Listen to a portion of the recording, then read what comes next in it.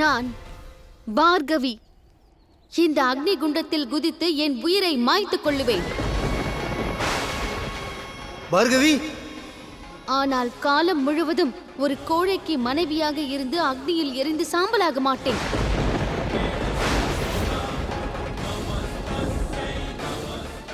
பகைவனை விட இது கௌரவமான முடிவாகும். ஆகையால் நான் எனது வாழ்க்கையை ஒரு பலவீனமானவன், ஒரு கோழை, அகங்காரம் பிடித்தவனுக்கு நான் அர்ப்பணிக்க மாட்டேன். போதும் போதும் போதும். நீ அதிகம் பேசிவிட்டாய். நான் அதிகம் கேட்டுவிட்டேன். இந்த விவாகம் நடக்காது. இது உறுதி.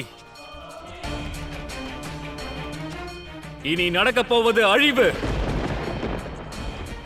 உன்னுடைய கௌரவம் அழியும், உன் மரியாதையும் அழியும்.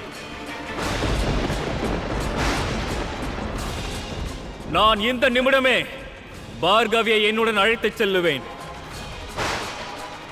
இவரை விவாகம் செய்து கொள்ளப் போவதில்லை.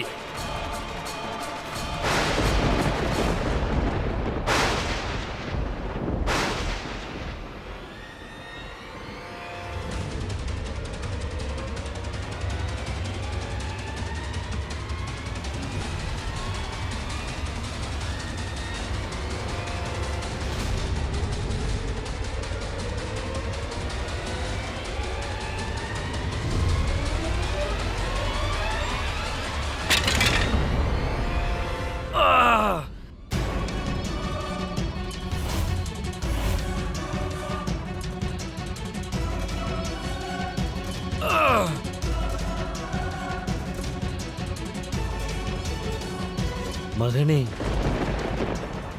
இந்த காயம், இந்த வலி நினைவில் இருக்கட்டும் ராஜகுமாரா. ஒரு பெண்ணின் மரியாதைக்கு இது சிறந்த பாடமாகும். இதற்கு பிறகு நீ எந்த ஒரு பெண்ணையும் தொடவும் கூடாது, அவர்களை பார்க்கவும் கூடாது. சிவன் மரியாதையை மீறுகிறானோ அவன் நிச்சயமாக தண்டிக்கப்படுவான்.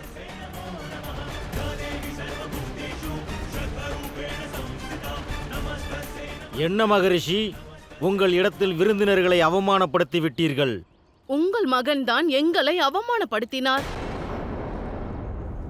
அதுவும் ஒரு பெண்ணின், அவளின் ஆசைகளையும். என் மகள் பார்கவி சரியாக தான் சொன்னாள். வேதனையில் துணையாக நிற்காதவர், தன் ஆசைக்கு மதிப்பு கொடுக்காதவர், அவரோடு என் மகள் விவாகத்தை நடத்த நான் தயாராக இல்லை. மன்னிக்க வேண்டும் ராஜன். இப்பொழுது பார்கவியும் தயாராக இல்லை, அவள் பெற்றோரும் தயாராக இல்லை. தந்தையாரே, இவர்களை தடுத்து விடுங்கள். இந்த விவாகம் நடக்கவில்லை எனில் அநியாயம் நடந்துவிடும். நடக்கவிருந்த அநியாயம் இப்பொழுதுதான் சரியானது சுக்கிரன்.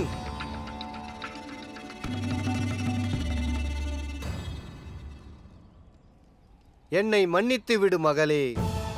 எங்களுடைய கவலை உன் வாழ்க்கையை பாதித்து விடக்கூடாது. வா மகனே. யாரையும் விடப் போவதில்லை. அனைவரையும் நான் தண்டிப்பேன்.